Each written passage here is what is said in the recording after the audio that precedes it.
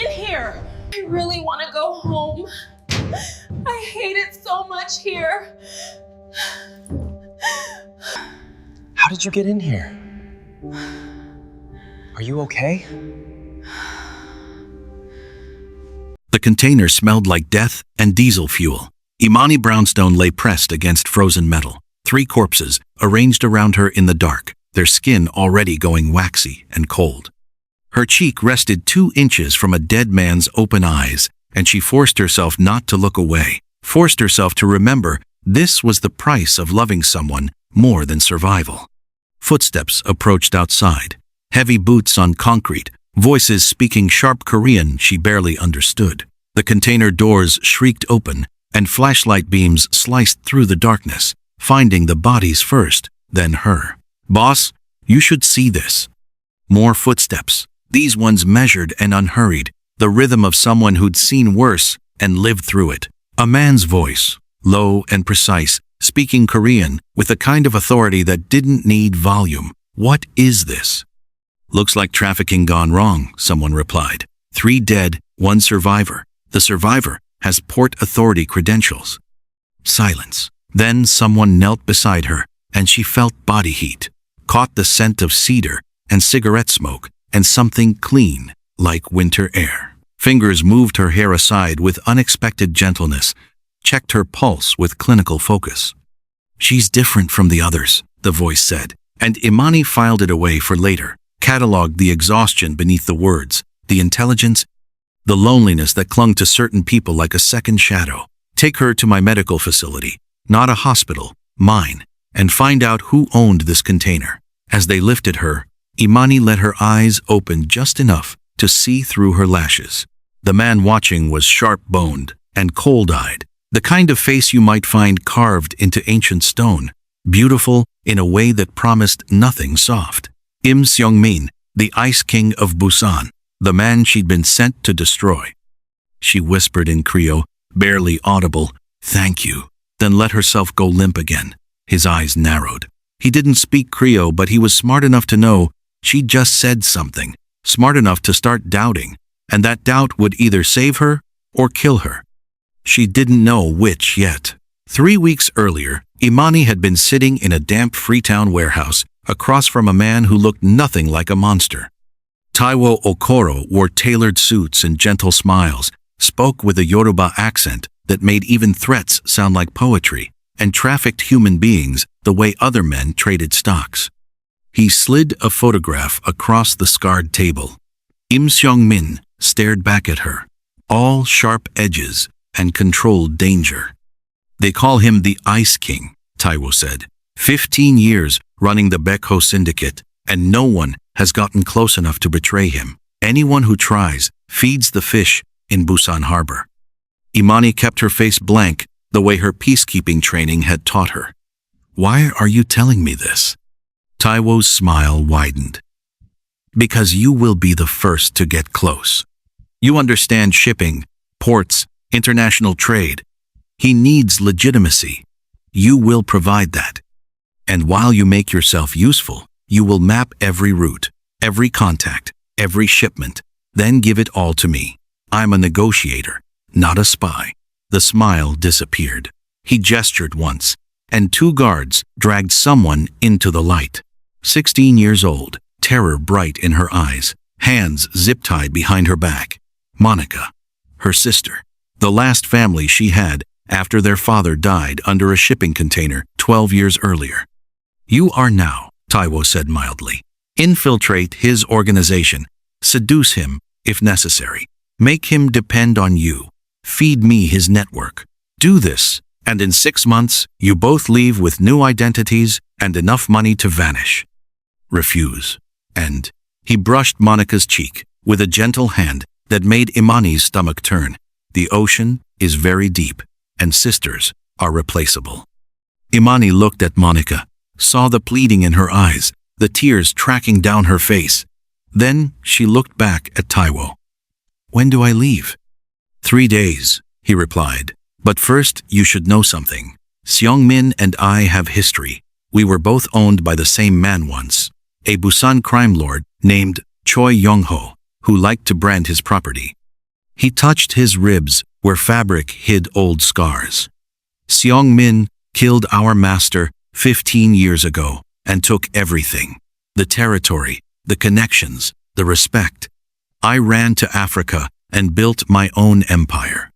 Now, I want what he stole.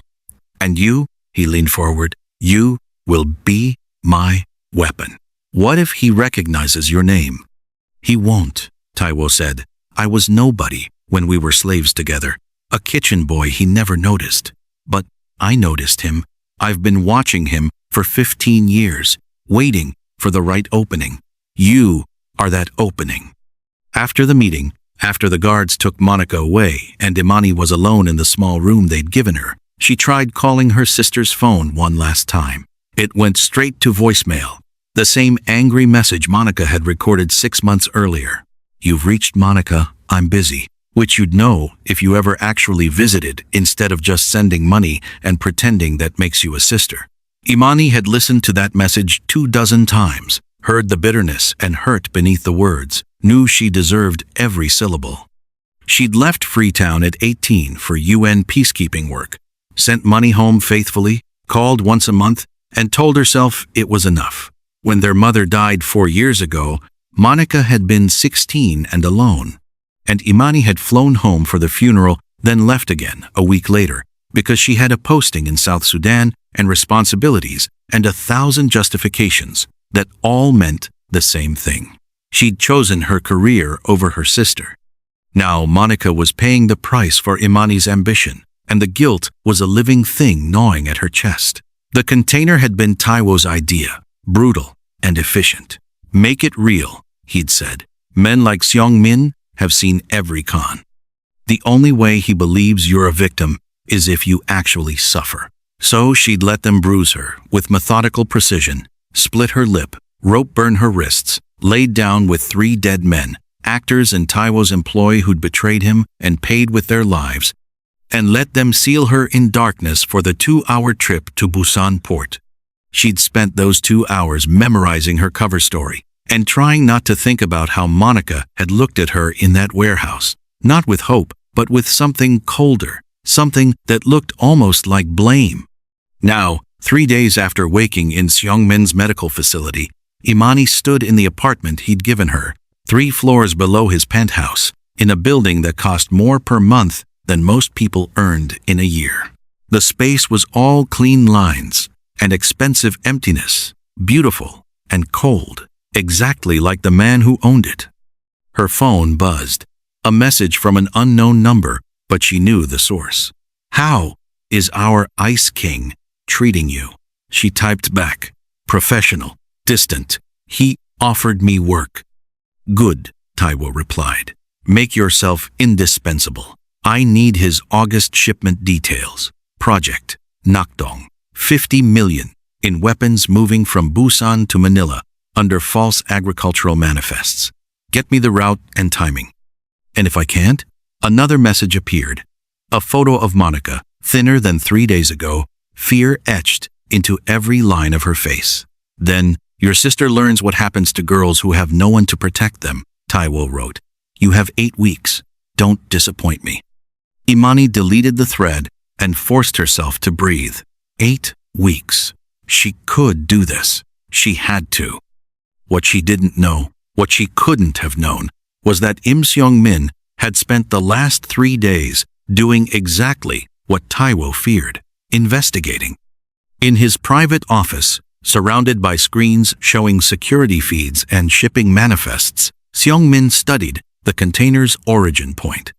Freetown, registered to a shell company with ties to West African trafficking networks, the same networks that had been probing his territory for 6 months, the same networks run by someone who knew his patterns too well, who moved with the confidence of inside knowledge.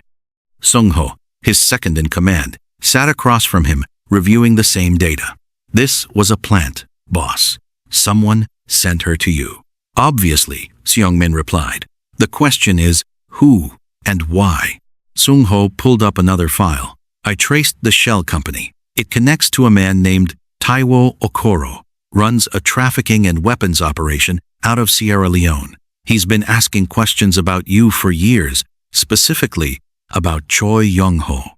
Seong-Min went very still. Show me his photo. Sung-ho turned the screen. Taiwo Okoro smiled from the image, older and heavier than memory suggested, but Seong-Min recognized him immediately. The kitchen boy. The one who'd scrubbed floors and served meals while Seong-Min had been used in other ways. The one who'd watched with quiet envy when Seong-Min killed their master and took everything. He's been planning this for 15 years, Seong-Min said quietly. What do you want to do about the girl? Seong-Min thought about Imani Brownstone, about the way her breathing had changed when he'd checked her pulse in that container, too controlled for someone truly unconscious. About the port authority credentials that were real but recently issued. About the sister in Nigeria who didn't exist in any database he could find. Keep her close, he said finally. Give her exactly what she's looking for. Let her think she's winning. You're going to feed her false information? I'm going to feed Taiwo exactly what he expects to find, Seong-Min replied. And when he moves on it, when he commits his resources and his people, I'm going to burn his entire operation to the ground. He leaned back. The girl is bait. She just doesn't know she's bait for both of us. And if she's innocent, if she really is just a victim, then she'll walk away clean when this is over, Seong-Min said. But she's not innocent. No one survives Taiwo Okoro without making deals. The question is what he's holding over her. Find out, Sung-ho said. I intend to, Seong-Min replied, and pulled up the security feed showing Imani's apartment. She was sitting on the floor, arms wrapped around her knees, silently crying. Something in his chest tightened unexpectedly. She's good at this, he said softly. Almost good enough. The first 2 weeks blurred into careful performance on both sides. Imani learned the public face of Baeko Logistics, sat in meetings, reviewed shipping contracts, played the role of grateful survivor trying to earn her keep. Seong-Min remained professionally distant, polite but cold, treating her like exactly what she was supposed to be, a useful asset and nothing more. But underneath the surface, they were both hunting. Imani searched for weaknesses, access points, anything she could use to get close to his private operations. Seong-Min watched her search, fed her carefully chosen breadcrumbs, and tried to ignore the way his pulse jumped when she walked into a room wearing clothes that fit too well, the way her laugh sounded genuine even when he knew it couldn't be. The shift came in week 3. She wore a dress to the meeting with Japanese partners, something elegant and calculated, and Seong-Min noticed immediately. His gaze traveled before he could stop it, lingered, returned, then cut away sharply. The meeting proceeded smoothly until one executive, loose with sake, leaned too close and said something that made the others laugh. Seong-Min replied, in flawless Japanese, clipped and lethal. The man went pale, apologized profusely, didn't look at Imani again. After everyone left, Seong-Min asked her to stay. He poured whiskey and didn't offer her any. That dress is inappropriate for business meetings. She kept her tone level. I didn't realize you had such rigid standards. He drank in one swallow, set the glass down hard. It's not the dress. Then what is it? He turned to face her fully. I don't allow partners to look at my employees like inventory. Employees? She echoed, stepping closer. Is that all I am? What else would you be? She moved closer still. I don't know. You gave me an apartment in your building. You handled my medical care personally. You just risked a $40 million deal because someone crossed a line. That feels like more than professional courtesy. You're imagining things. Am I? She was close enough now to see his jaw tighten. Then why are you looking at me like that? Like what? Like you're already regretting not doing something about this dress. The air between them went tight and electric. Seong-Min closed the remaining distance in 2 measured steps, stopping close enough that she had to tilt her head back to maintain eye contact. You're provoking something you don't understand, he said, voice rough. Maybe I understand better than you think. His hand lifted, hovered near her cheek, then dropped. No, you don't know what you're inviting. Then explain it to me. I don't cross lines with employees, he said. I don't cross them with anyone. Those rules exist for reasons. Rules don't last forever. This one does. He stepped back, reclaiming distance. Wear what you want, but know this.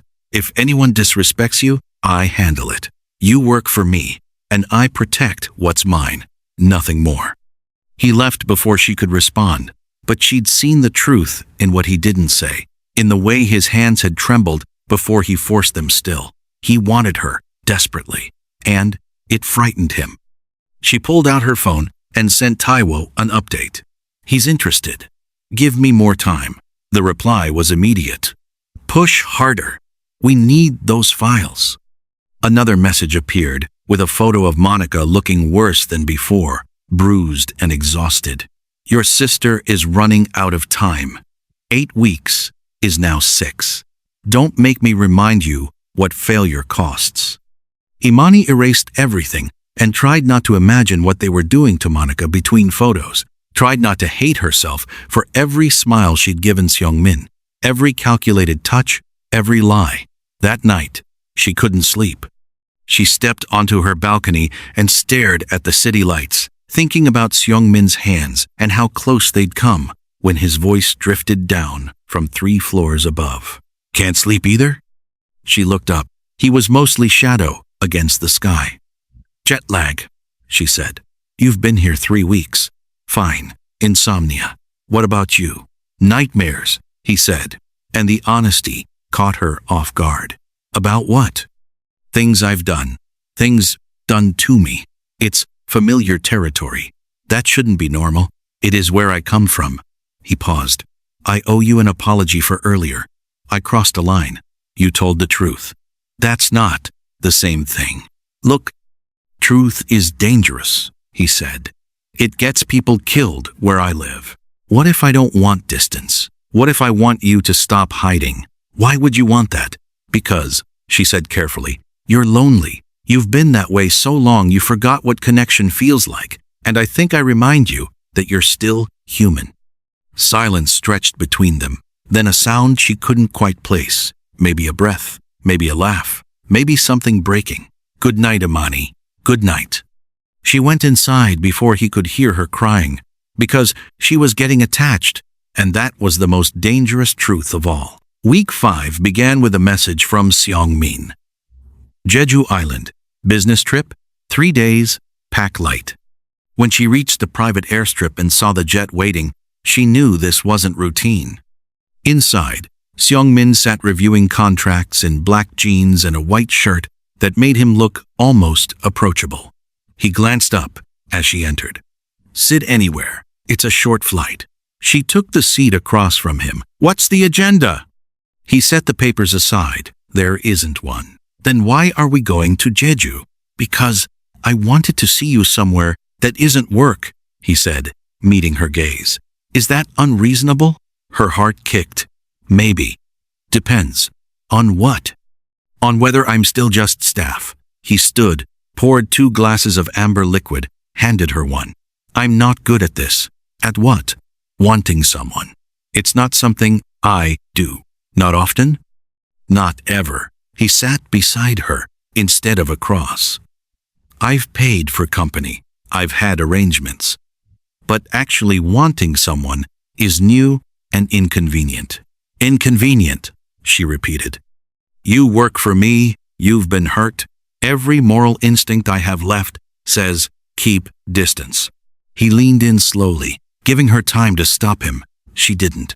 When his mouth touched hers, tentative and careful, she made a sound she hadn't planned. He pulled back, immediately. I shouldn't have. She caught his shirt and kissed him again, urgent and unrestrained, 3 weeks of tension spilling over. His hand cupped her face, thumb brushing her cheek, and the tenderness nearly destroyed her.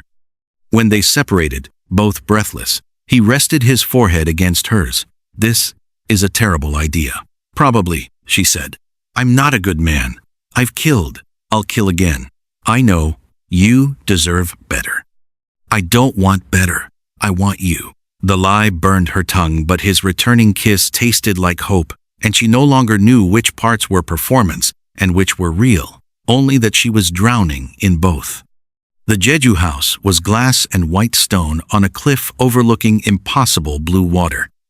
They spent the first day in bed. When they finally emerged, it was because Seong-Min insisted on cooking, moving through the kitchen with quiet confidence. "You cook?" she said, watching him flip an omelet one-handed. "I lived on the streets for 2 years after I escaped Choi," he replied. "You either learn or starve." He plated the food. "I don't trust people in my private spaces. Cooking for myself was survival. Cooking for you is," he paused, "something else. Good different or bad different?" He kissed her temple, terrifying different. They pretended to be ordinary people that day, walked the beach, swam in the infinity pool, made love again as the sun set. Slower this time, Seong-Min learning every scar on her body with his mouth, murmuring Korean words she didn't understand but felt settle in her chest. Later, wrapped in sheets worth more than her childhood home, he traced the Port Authority tattoo on her wrist. "Tell me about your father." The question surprised her. She considered lying, but the dark and his gentle fingers pulled truth from her. He worked the Freetown docks. Long shifts, 6 days a week. He had an engineering degree, but wrong place, wrong skin, wrong timing, so he loaded containers instead. "When I was 12, there was an accident. Crane failure. He was crushed beneath a container, stamped with British flags and Chinese writing. The company blamed him, paid us nothing." "I'm sorry," Seong-Min said, and his grip tightened. "He was the only good man I knew. Everything since, every compromise, every line I've crossed, it was about surviving in a world that destroys good men and rewards monsters." "Maybe the line between them is thinner than we think," he said quietly. "Maybe everyone is just surviving the way they know how." "Do you really believe that?" "I have to. Otherwise, I'd have to admit I became exactly what Choi wanted me to be, something built to hurt people." "You're not," she whispered, hating how deeply she meant it. "You're the man who pulled me from a container, who gave me choices when I had none, who looks at me like I matter." "You do matter," he said, pulling her close. "More than you should." They made love again, frantic and consuming, and when she cried his name, she couldn't tell if it was calculation or surrender. At 3 a.m, while he slept, she found his study. His laptop password was the date Choi Yong-ho died. She'd watched him type it enough times to memorize. Her hands shook as she opened the encrypted folders. Project Nakdong, August 15th. 50 million in weapons. Busan to Manila. False manifest labeled agricultural equipment. She photographed everything with the camera hidden in her bracelet. The beautiful bracelet he'd given her their second night here.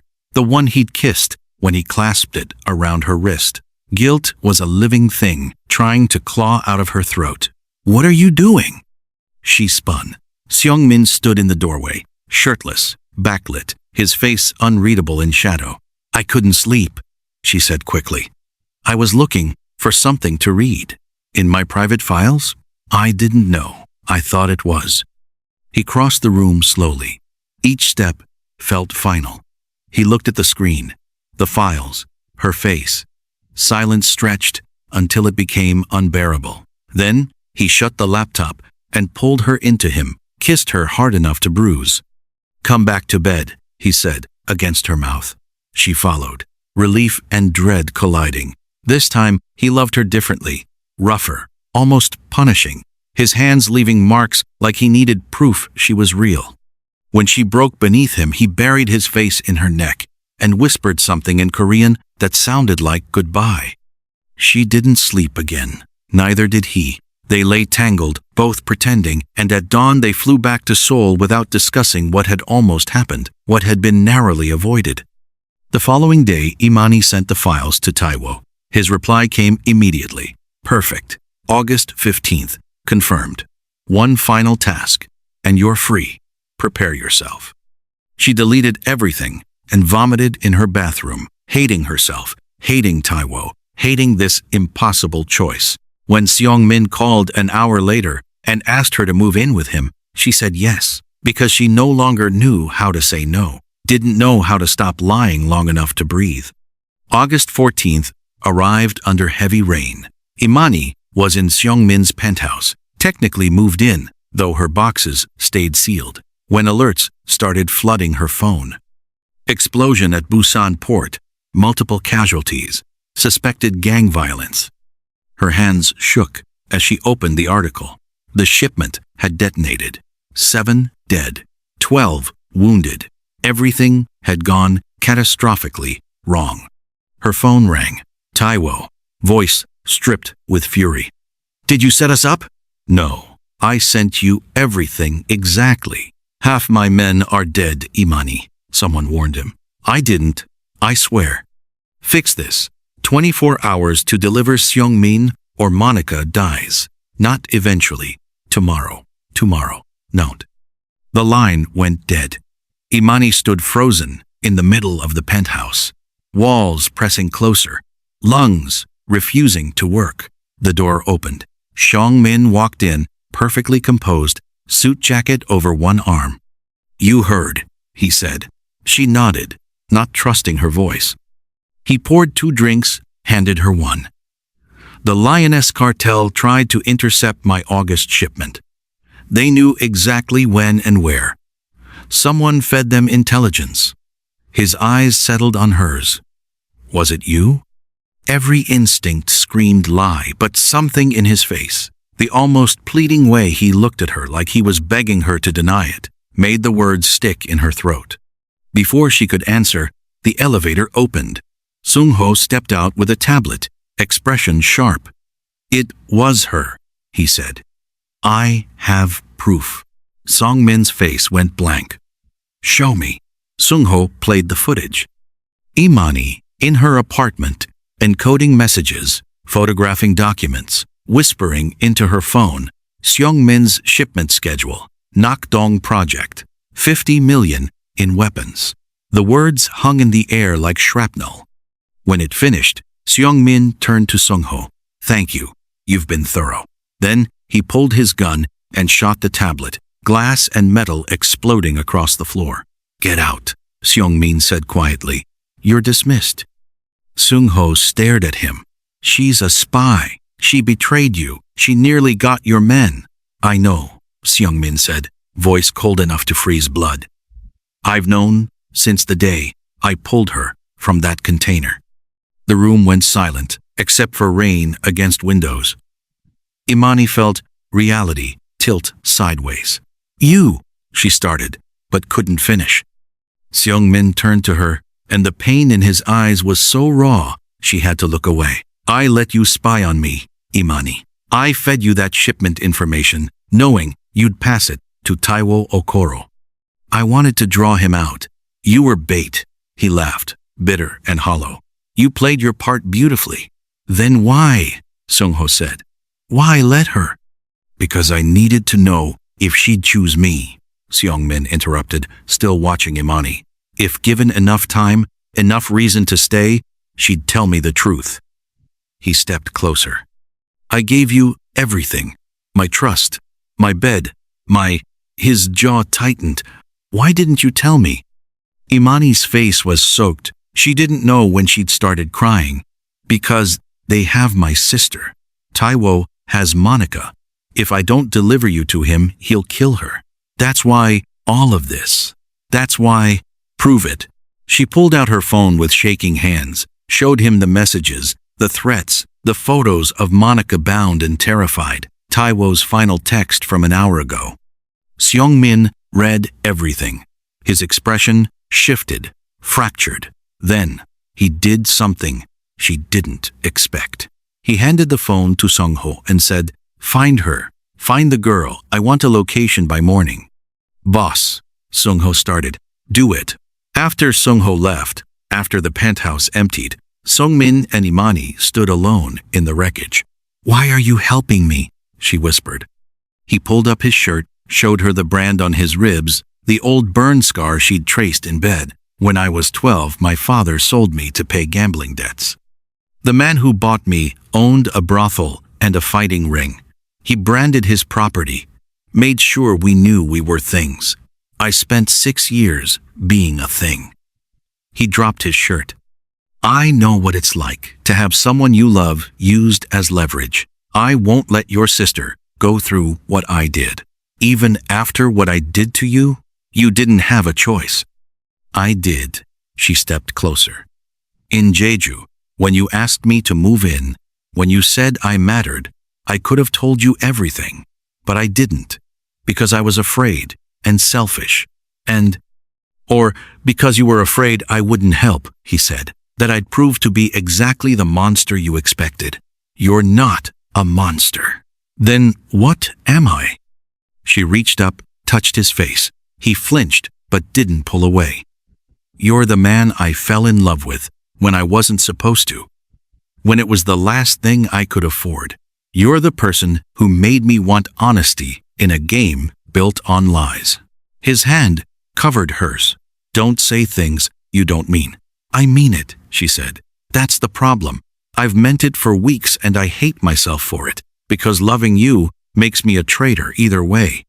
He pulled her against him, held her while she broke. When she finally stilled, he tipped her face up. Here's what happens. We get your sister back. Then you leave and I never see you again. Because I can't, he stopped, eyes shining. I can't look at you without wanting you, and I can't want you without remembering too much of it was lies. Not everything, she whispered. Enough. He released her, crossed to the window, put deliberate space between them. Get some sleep.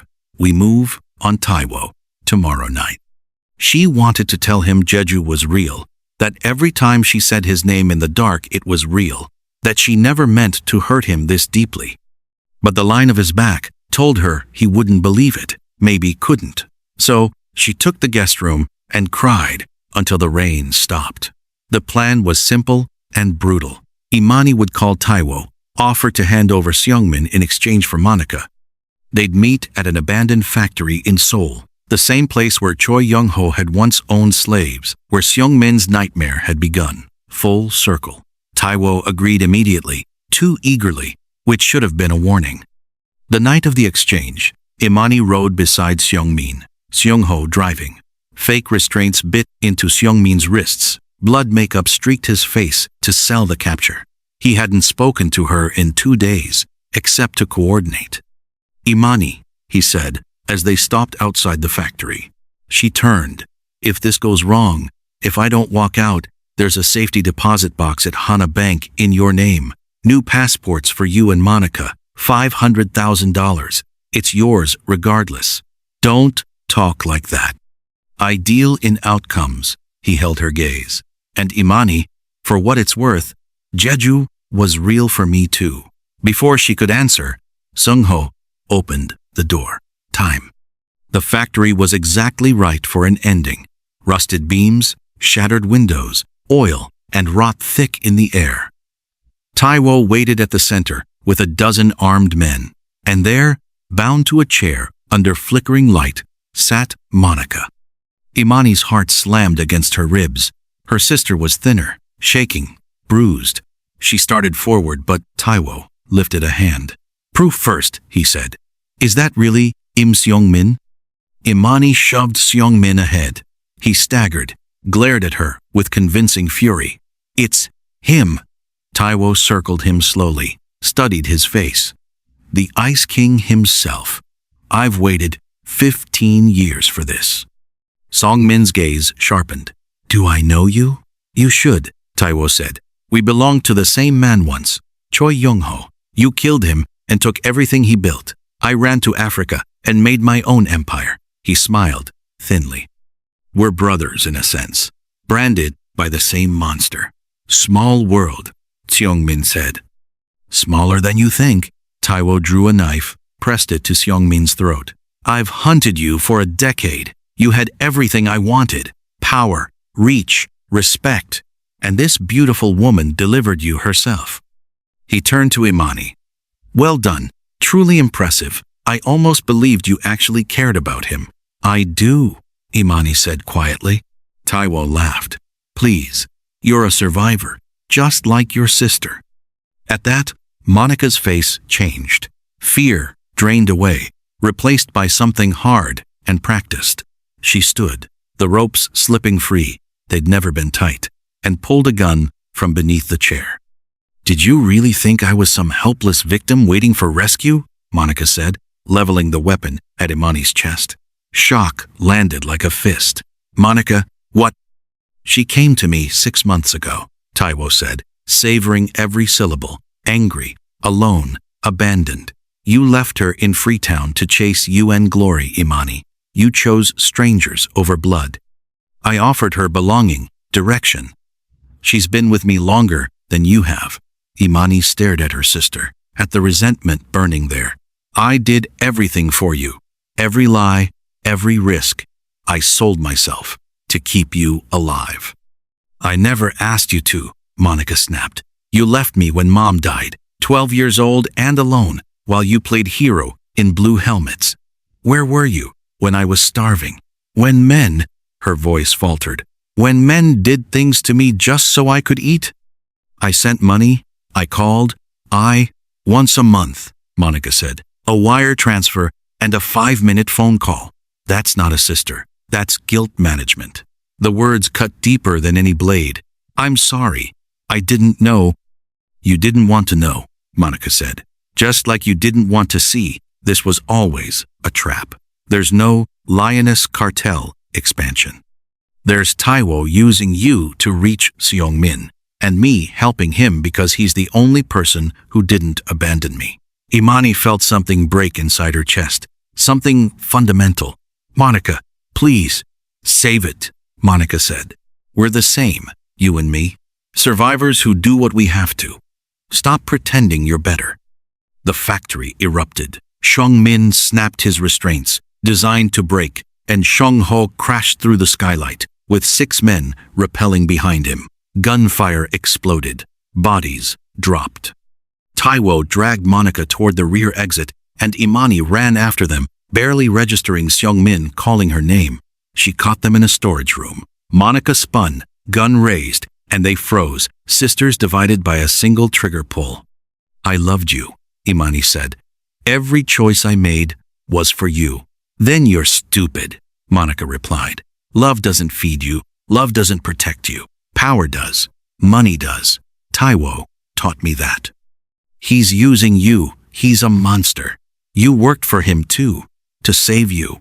"No," Monica laughed, bitter and sharp, "to ease your guilt, because if you saved me, you could justify leaving in the first place." Imani lowered her hands. "You're right. I left you, and I hate myself for it. But Monica, he'll discard you the second you stop being useful. He doesn't love you." "And Seong-Min loves you?" Monica's smile was vicious. "After you lied to him, used him? We're the same, Imani. We survive. Stop pretending otherwise." Taiwo stepped behind Monica, pressed his gun to Imani's head. "Touching reunion, but I'm late for a boat." The shot thundered through the room. Taiwo stiffened, stared at the blood blooming across his chest, then collapsed. Seong-Min stood in the doorway, weapon smoking. "You talk too much," he said. Monica screamed and dropped beside Taiwo's body. "No, no, no." She looked up at Seong-Min with raw hatred. "You killed him. He trafficked people. He murdered them," Seong-Min replied evenly. "The world improved." Monica lunged for her weapon, but Seong-Ho kicked it away. She crumpled over Taiwo's body, sobbing. Imani moved toward her, but Seong-Min caught her wrist. "Don't," he said quietly. She chose. "So did I," Imani whispered, staring at her sister. "And it cost me everything." "Not everything," Seong-Min said. "You're alive. That's more than most get." They left Monica with the body as Seong-Ho coordinated cleanup. In the car, Imani sat hollow and silent. At his building, Seong-Min walked her to her old apartment, not upstairs. "The bank details are in your email," he said. "Take Monica, if she'll come. Disappear. I'll keep what's left of Taiwo's people off you." "That's it? After everything?" "What else is there?" He looked exhausted. You did what you had to, so did I. Now, it's done. I love you. Don't, his voice cracked. Don't make this harder. You said Jeju was real. Did you mean it? Yes, but real doesn't fix this, Imani. Real doesn't erase the fact that you looked me in the eyes and lied while I was falling in love with you. I fell too, she said quietly. That part wasn't fake. I know, he said. That's the only reason you're still breathing. He stepped back. Goodbye, Imani. He walked away, and she didn't stop him, because some fractures run too deep to mend. Some wounds settle in places touch can't reach. 2 weeks later, Imani was still in Seoul, trapped in a cheap hotel, circling the question of what came next. Monica had vanished into whatever remained of Taiwo's network. Imani had searched, left messages, begged. Her sister was gone. She was finally packing to leave Korea when someone knocked. She opened the door and found Seong-Min standing there, hollow-eyed and exhausted. You're still here, he said. I couldn't leave, not without. She stopped. Why are you here? Because I'm an idiot, he stepped inside. Because I spent 2 weeks trying to hate you, and I can't. Because every night I reach for you, and you aren't there, and it's destroying me. Seong-Min, let me finish. He took her hands. I don't trust easily. I might never fully trust you, but I learned something. I'd rather live with uncertainty than live without you. You make me feel human, like I'm more than what I was shaped into. And his voice roughened, I love you, even though it's reckless and will probably break me someday. It won't, she said. I swear I'll spend the rest of my life earning back your trust. I'll be so honest, you'll get tired of it.